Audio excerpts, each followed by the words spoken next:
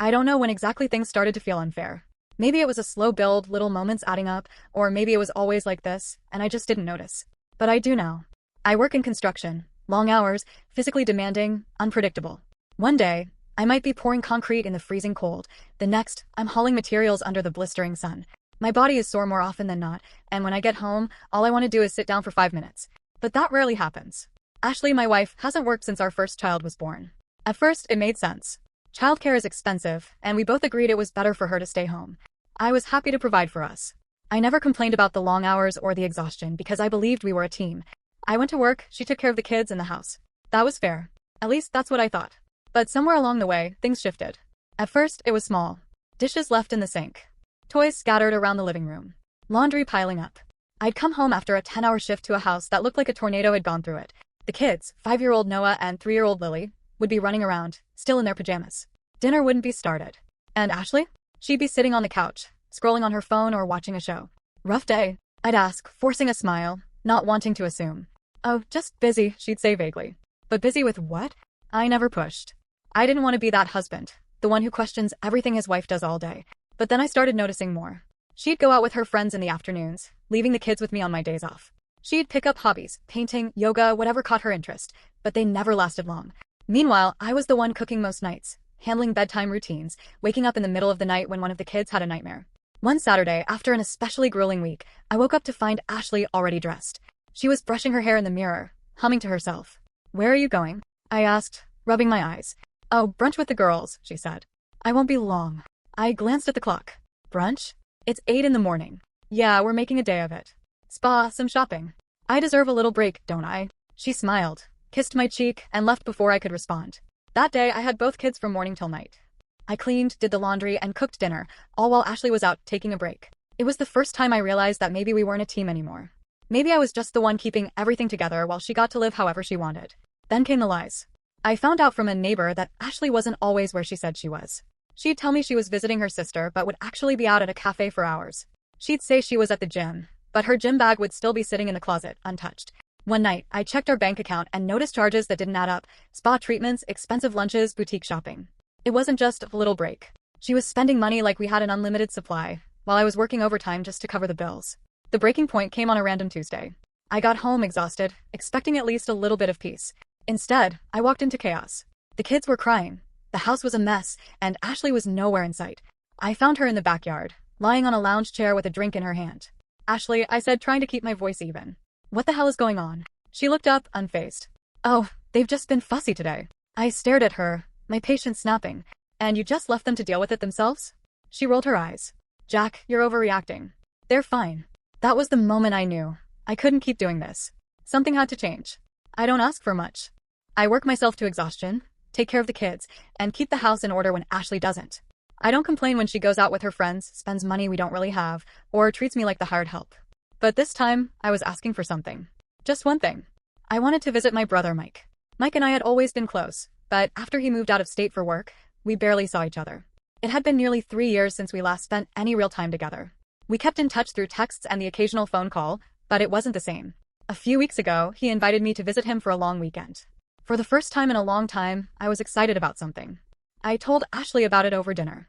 "So I was thinking," I said, cutting into my steak, "I might take a trip next month. Just a few days to go see Mike." He invited me down, and I figured it's been too long. Ashley barely looked up from her plate. "When?" "Third weekend of next month." She snorted. "That won't work." I frowned. "Why not?" She rolled her eyes like it was the most obvious thing in the world. "Because I was planning a trip too. Me and the girls are thinking about going to Miami that same weekend." I set my fork down. "Ashley, I told you about this weeks ago. And I just thought of Miami last night," she said casually. "Besides, I already told Claire I'd go, and we were looking at hotels today." Something inside me tightened. "You're joking, right?" "No, why would I be?" I leaned forward. "Ashley, I never go anywhere. You know that. I work my ass off, I take care of the house, I do everything for the kids." "Oh, here we go," she interrupted, waving her hand. "The martyr speech." I clenched my jaw. "It's not a speech. It's the truth." She sighed dramatically. "Jack, let's be real. It's a hassle for me to take care of the kids alone for a whole weekend. You know how exhausting they are." I stared at her, trying to process the words coming out of her mouth. "Ashley, I take care of them alone all the time. Not for a whole weekend," she shot back. "And besides, if I don't go, the girls will be pissed. We already picked the dates. You picked the dates today. So, So you can change them. She scoffed. No, I can't. We already booked the hotel. My stomach dropped. You already booked it? Ashley hesitated for a second too long. Well, not officially. But we were about to. I exhaled slowly. Ashley, I never ask for anything. You take trips, you go out whenever you want. You don't even have to work. She gasped like I just slapped her. Wow. Wow, Jack. So that's how you see me? Like some useless freeloader. That's not what I said. But it's what you meant. I rubbed my temples, forcing myself to stay calm. Ashley, all I'm saying is that I already made plans. And honestly, I think I deserve a break. Ashley scoffed. You? You need a break? Try staying home all day with 2 kids. I let out a bitter laugh. Ashley, you barely take care of them as it is. Her eyes widened in fury. How dare you? No, I cut her off, my voice rising. How dare you? How dare you act like you're some overworked, exhausted mother when I'm the one keeping this family together? I go to work every single day, come home, clean up the mess you leave, cook, take care of the kids, and somehow, you still find a way to make me feel like I'm asking for too much just by wanting one weekend to myself. She stood up, her chair scraping against the floor. You're being ridiculous. No, Ashley. I'm finally seeing things clearly. For the first time in a long time, I wasn't brushing it off. I wasn't excusing her selfishness. I was acknowledging it for what it was. She wasn't my partner. She was just another responsibility. And I was done carrying all the weight. Looking back, I should have seen the pattern sooner. When Ashley got pregnant with Noah, everything changed. Before that, we were both working, me in construction, her at a marketing firm. She had a decent salary, and between the two of us, we were comfortable. We weren't rich, but we had enough for rent, bills, and the occasional trip or splurge. Life was balanced. But then the pregnancy happened. And it was rough.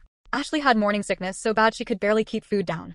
She was exhausted all the time. Every little thing made her nauseous, and even getting out of bed became a struggle some days. Her doctor told her it wasn't uncommon, but she still had to take weeks off work. Eventually, she left the job entirely, and at the time I understood. Just until the baby's born, she told me. Then I'll go back. I believed her. At first, I didn't mind taking on extra responsibilities. I worked overtime, picked up more shifts, and covered all the bills myself. I cooked dinner, did the laundry, and made sure Ashley was comfortable. I told myself it was temporary. Then Noah was born. Ashley had postpartum depression. At least, that's what she said. She cried a lot, was constantly tired, and barely wanted to hold the baby some days. I had no experience with this, so I did what I thought I was supposed to. I took care of everything. I let her sleep while I woke up for late-night feedings. I made sure the house was clean, that she had food, that she didn't have to worry about anything except getting better. When do you think you'll go back to work? I asked one evening, months after Noah was born. Ashley sighed. I don't know, Jack. I'm not ready yet. I nodded, trying to be patient. Months turned into a year. I brought it up again. She started crying. Jack, do you have any idea how hard it is to be a mom? I barely have time to breathe. She didn't mention that I was the one who did most of the diaper changes, the one who cooked dinner every night, the one who handled bath time and bedtime while she scrolled on her phone. I didn't push the issue. And then, just as I started considering pressing harder, she got pregnant again. Lily was born, and it was the same story. Another difficult pregnancy. Another round of postpartum depression. Another year gone. I told myself that after Lily, things would be different. She'd have no reason not to go back to work. But then the excuses started. I haven't worked in years, Jack. No one's going to hire me. Daycare is expensive. It's probably better if I just stay home. I don't even know what I want to do anymore. Maybe I should go back to school first. I suggested part-time work. She ignored me. I suggested online classes. She laughed it off. Then, when I finally started putting my foot down, she got pregnant again. This time it wasn't an accident. I found out later from one of her friends, Claire, that Ashley had planned it. She didn't want to go back to work, Claire admitted during a wine-fueled conversation at a mutual friend's party. She told me, if I get pregnant again, Jack won't push me to get a job. I sat there stunned, drink frozen halfway to my lips. She actually said that? I asked, my voice hollow. Claire shrugged. Yeah. She laughed about it too. Lily was 2 at the time, and Ashley had just announced her 3rd pregnancy. It wasn't until that moment that I realized I was never going to have a partner again. I was just going to be a provider. She never planned to go back to work. She never intended to pull her weight. She was just going to keep having kids, keep using exhaustion and hormones as an excuse, while I worked myself to death to keep everything afloat. I had been played, and I didn't know what to do about it. I never intended for things to escalate the way they did, but at some point, I realized that trying to have a reasonable conversation with Ashley was pointless. Every time I brought up the issue of responsibilities, she either dismissed it, changed the subject, or turned it around to make herself the victim. I was tired of the cycle, tired of coming home after a physically exhausting day only to step into a house that felt more like a second job than a home. I knew I had to confront her, not just hint at my frustrations or wait for her to suddenly change. One evening, after a long shift, I walked through the front door, and the sight that greeted me was the same as always. Dirty dishes piled in the sink, unfolded laundry spilling out of baskets, and toys scattered across the floor. The kids were in the living room, half-dressed, watching TV with crumbs all over the couch, and Ashley was sitting in the corner, glued to her phone. The sheer absurdity of it all hit me like a slap in the face. I had spent the entire day breaking my back to provide for this family, and yet the person who was supposed to be my partner in all of this had done absolutely nothing. I walked over to her, standing directly in front of her, waiting for her to acknowledge me. When she didn't even look up, I took a deep breath and forced myself to stay calm. "Ashley, we need to talk," I said, making sure my voice was firm but not aggressive. She let out an exaggerated sigh, her fingers still tapping on her phone screen as if whatever was on there was more important than me. "About what?" she asked lazily, barely glancing in my direction. I clenched my jaw, already feeling my patience wearing thin, but I refused to let her brush this aside. "About the fact that I do everything," I said, gesturing around the messy house. "About the fact that I work long hours, come home, take care of the kids, cook, clean, and somehow, you still act like I'm not doing enough." She finally put her phone down, crossing her arms like she was being inconvenienced. "Jack, I really don't have the energy for one of your lectures right now." I stared at her, my frustration bubbling just beneath the surface. "Lectures? Ashley, this isn't a lecture. This is me telling you that I'm done carrying this entire household by myself while you sit around and do nothing." She rolled her eyes, waving a dismissive hand at me. "Oh please. You act like I don't do anything, but I take care of the kids all day. Do you even know how exhausting that is?" I let out a sharp, humorless laugh, unable to hold it in. "Ashley, you don't take care of the kids. You barely even interact with them unless it's convenient for you. I'm the one who makes their meals, I'm the one who bathes them, I'm the one who puts them to bed. And on top of that, I'm the only one bringing in any money to keep this house running." She shot up from the couch, her expression full of offense. "Wow, Jack. So that's how you see me? Like some kind of useless freeloader." I exhaled, forcing myself to stay calm. "Ashley, I see you exactly as you are. Someone who hasn't worked in years, who refuses to contribute, who expects me to do everything while you sit here and act like it's my job to take care of you. I can't keep doing this." Her nostrils flared as she glared at me. "So what, you want me to get a job? Is that what this is about?" "Yes," I said bluntly. "Or at the very least, start taking care of the house and the kids properly. Do something, anything, other than sitting around while I do everything." She scoffed, shaking her head as if I had just said something ridiculous. "You're unbelievable." I took a step closer, lowering my voice. "And you're selfish." Her jaw tightened, and for a second, I thought she was going to argue. But instead, she did something I never expected. She grabbed her purse, yanked her coat off the rack, and stormed toward the door. "Ashley," I started, but she cut me off. "Nope. I'm not dealing with this right now." And just like that, she walked out, slamming the door behind her. At first, I thought she just needed to cool off and that she'd be back in a few hours. But as the night dragged on and I heard nothing from her, I started to realize that this wasn't just a simple walk to clear her head. She was actually avoiding the conversation entirely, as if running away from home was somehow easier than admitting that she was in the wrong. The next day, when she still hadn't returned, I got a text from Claire, one of Ashley's friends. Claire and I weren't particularly close, but she was the only one in Ashley's friend group who had ever been somewhat honest with me. She was the one who had told me about Ashley's past behavior, including the fact that Ashley had intentionally gotten pregnant to avoid going back to work. "Claire, hey, just letting you know Ashley's at my place. She's still pissed, but she's fine." I let out a slow breath, rubbing my temples. At least I knew she wasn't dead in a ditch somewhere. "Me? When is she coming home?" "Claire, no idea. She said she needs space from all the negativity." I nearly laughed at the irony. Negativity? That was what she called accountability? That was what she called me finally standing up for myself after years of being treated like a servant? Fine. If she wanted space, I'd give her space. I stopped cooking for her. I still made meals for myself and the kids, but I no longer set aside a plate for her or made sure there was extra food waiting. I stopped doing her laundry, leaving her clothes exactly where she had left them. I stopped cleaning up after her, ignoring her messes the same way she ignored mine for years. When she finally came back home, she noticed immediately. "Jack, why is there no dinner?" she asked, standing in the kitchen with her arms crossed, looking at the empty stove like she expected food to magically appear. I barely looked up from my own plate. "I made dinner for me and the kids. You can make your own." Her eyebrows shot up, and for a second, she looked genuinely shocked, as if the thought of having to cook her own meal had never even crossed her mind. "Are you serious?" "Dead serious." She let out a dramatic huff, grabbing a frozen meal from the freezer and slamming it onto the counter like she was making some kind of statement. The next morning, she found her laundry still sitting in the basket. "Jack, why didn't you wash my clothes?" I didn't even glance up from my coffee. "Because they're not mine." Her frustration was evident in the way her lips pressed into a thin line. "You're being ridiculous." "No," I said, my tone calm but firm. "I'm just done being your unpaid housekeeper." She stared at me, waiting for me to cave, waiting for me to backtrack like I always did. I didn't. For the first time in years, I refused to let her manipulate me. And I could see in her eyes that she hated it. There are moments in life when clarity hits you all at once, like a slap in the face. You spend years making excuses, justifying things, convincing yourself that if you just work a little harder, try a little more, things will get better. And then, one day, You look at the person you've built a life with and realize that there's nothing left to fix. For me, that moment came when Ashley packed her bags and went on vacation, completely disregarding everything I had said, every boundary I had tried to set, every ounce of patience I had left. She didn't care. And that was when I realized I didn't either. It started 2 weeks after she had stormed out of the house to clear her head at Claire's place. She had barely spoken to me in that time, only coming home to grab a few things, acting like I was the one who had wronged her. She didn't ask about the kids, didn't ask how things were running at home, didn't even acknowledge the fact that I had completely stopped doing anything for her. Then, one evening, she waltzed in like nothing had happened, wearing a smug expression that immediately put me on edge. "I'm going to Miami," she announced casually, dropping her purse onto the kitchen counter. I stared at her, setting down my fork.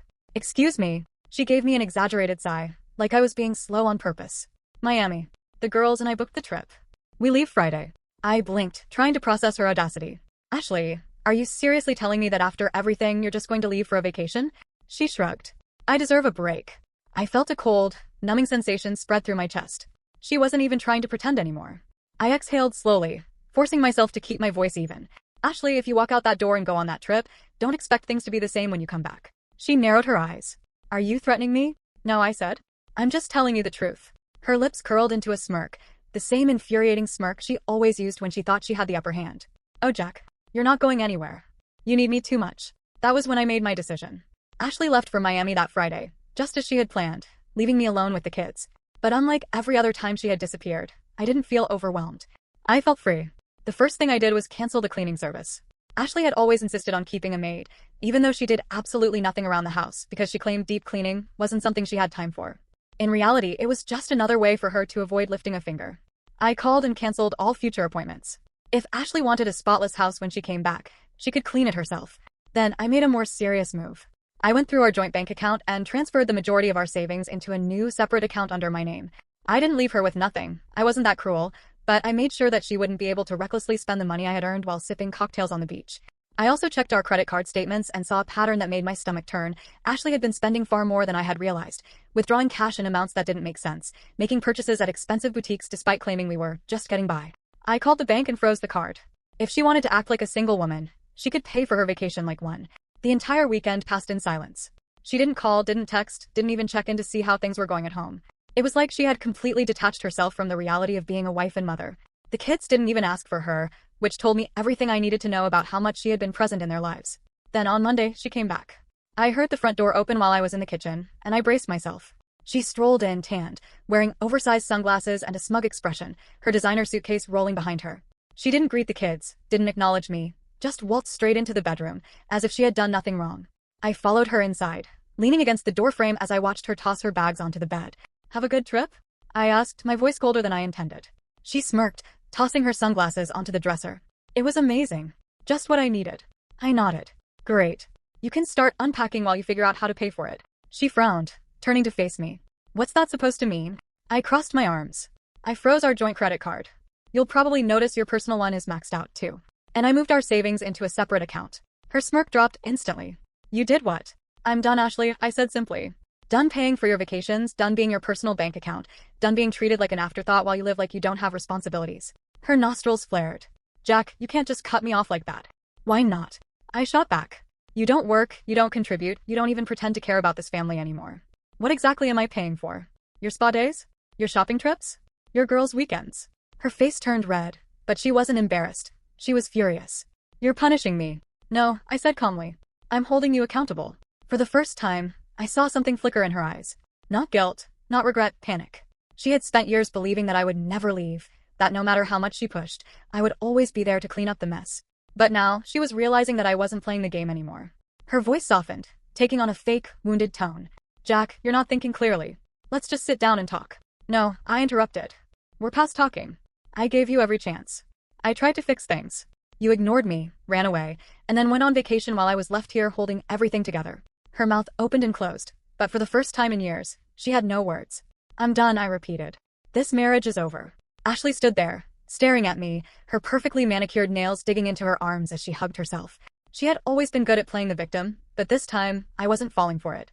I walked out of the room, grabbed my car keys, and headed for the door. For the first time in a long time, I felt like I could finally breathe. Because for the first time, I wasn't the one being left behind.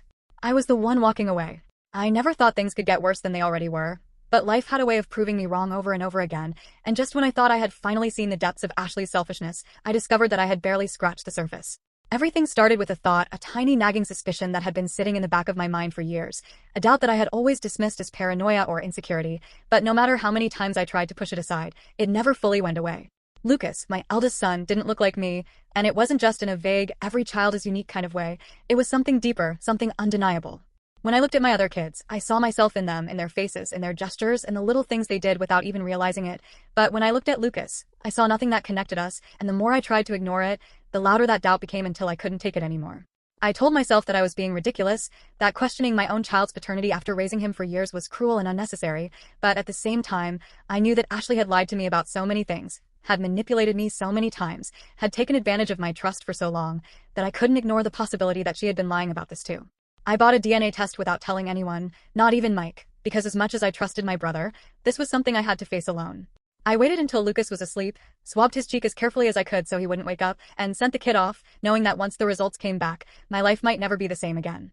The day the email arrived, my hands were already shaking before I even clicked it open, and for a brief moment, I considered deleting it without reading it, pretending I had never gone through with the test, convincing myself that ignorance was better than the truth, but deep down, I knew that wasn't an option. I clicked on the results, my heart pounding so hard I could hear it in my ears, and as my eyes scanned the page, everything inside me froze. Probability of paternity, 0%. I read it once, then twice, then over and over again, willing the words to change, but they didn't, because there was no mistake, no error in the system, no way to twist the meaning into something less devastating. Lucas was not my biological son. The room spun, my breath came in short, shallow gasps, and my chest tightened so painfully that for a moment, I thought I was dying. But even as my vision blurred and my body started to give out, the only thing I could think about was how deeply I had been betrayed. Every memory I had of Ashley, every promise she had ever made, every time she had told me she loved me, it all unraveled in an instant, and I realized that my entire marriage had been built on a foundation of lies. My hands clutched at my chest, my legs gave out beneath me, and the last thing I remembered before everything went dark was the sound of my phone clattering to the floor as I collapsed. When I woke up, the first thing I saw was the sterile white ceiling of a hospital room, and for a few seconds, I had no idea where I was or how I had gotten there. But then I saw Mike sitting beside me, his face pale and exhausted, his expression a mixture of relief and barely contained rage. My throat was dry, my body felt like it had been run over by a truck, and when I tried to speak, my voice came out as nothing more than a weak croak, but Mike immediately grabbed a cup of water and helped me drink before setting it back down and looking me dead in the eyes. "You had a heart attack," he said, his voice tight like he was barely holding himself together, and for a moment, I thought I had misheard him, but then he kept talking. Mild, but still serious. "The doctor said it was brought on by extreme stress, and if I hadn't found you when I did, you might not be here right now." I tried to process his words, but my brain felt slow and foggy, and when I finally managed to ask how he had found me, he hesitated before telling me that I had called him, though I didn't remember doing it. He said all he heard on the other end was my breathing, then a loud crash, and after that, nothing. So he panicked, got in his car, and drove straight to my house, where he found me unconscious on the floor and immediately called 911. I listened numbly, my fingers gripping the thin hospital blanket as I tried to make sense of everything, but the truth was, none of it mattered. My health, my recovery, even the fact that I had almost died, none of it felt real compared to the fact that I had spent years raising another man's child without knowing it. Mike must have seen something in my face, because his expression hardened, and when he asked me what had happened to push me to this point, I told him the truth in a voice so hollow it didn't even feel like my own. "Lucas isn't mine," I said, and Mike went completely still before muttering a string of curses under his breath, his fists clenching at his sides as he paced the room like he was ready to tear something apart. He told me I needed to leave Ashley, that I needed to get a lawyer, that I needed to take my kids and never look back, and for the first time, I realized that I had been waiting for someone to say those words to me, waiting for permission to do what I already knew I had to do. When I got home from the hospital a few days later, I knew I couldn't just sit around and let Ashley continue deceiving me, so I started digging, looking through her emails, her files, anything that might tell me the truth about Lucas's father. Instead, I found something even worse. There were bank statements showing thousands of dollars being deposited into an account I didn't recognize, transactions linked to usernames that didn't make sense, and when I followed the trail, my stomach dropped as I realized what I was looking at. Ashley had been secretly making money from OnlyFans for over a year. I stared at the screen in disbelief, my hands trembling as I clicked through the evidence, but as disgusting as it wasn't even the worst part.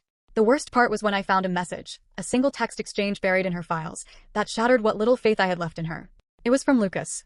"Mom, is this really you?" he had written, and Ashley had responded with a series of manipulative messages, begging him not to tell me, making him feel responsible for protecting her secret, guilt-tripping him into silence.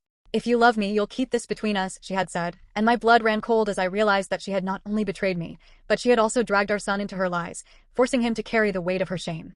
I pushed back from the desk, my pulse hammering in my ears, my breath coming in short, sharp bursts as I realized just how deep her deception went. This wasn't just about infidelity or laziness or selfishness.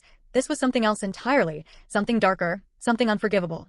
Ashley had spent years pretending to be a helpless stay-at-home mother while secretly making money behind my back, and worse, she had manipulated her own son into covering for her, making him feel like he had to protect her, even though she was the one who had betrayed us all.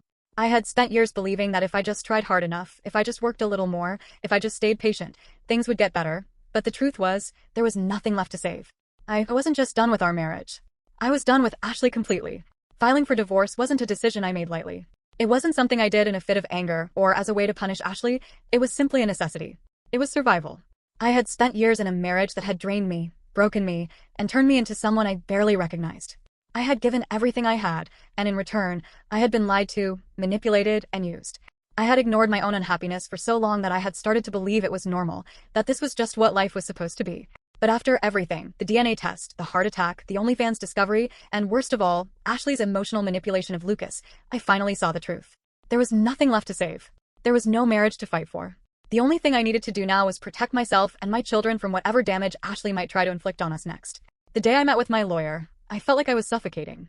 The office was quiet, sterile, filled with the low hum of voices and the occasional clicking of a keyboard. I sat across from a woman named Teresa Malone, a no-nonsense divorce attorney that my kid recommended. She was in her mid-40s, sharp-eyed and professional, with the kind of expression that told me she had seen it all before. I handed her a folder filled with documents, financial records, text messages, evidence of Ashley's secret income, and most importantly, the DNA test results that proved Lucas wasn't mine. Teresa flipped through the papers with a practiced efficiency, her expression unreadable. After a few minutes of silence, she set the folder down and folded her hands on the desk. "You have a very strong case," she said, looking me straight in the eye. "Ashley has been financially deceptive. She has abandoned her responsibilities as a parent, and if these messages to your son are any indication, she has been emotionally manipulative as well. The court does not look kindly on parents who force their children to keep secrets for them." I swallowed, nodding. "I want full custody," I said, my voice firm. "She can have visitation, but I don't trust her to take care of them full-time." Teresa studied me for a moment before nodding. "Given what you've provided, I think that's a very realistic outcome. But you need to be prepared for a fight. Women still have an advantage in custody battles, and if she wants to play dirty, she will."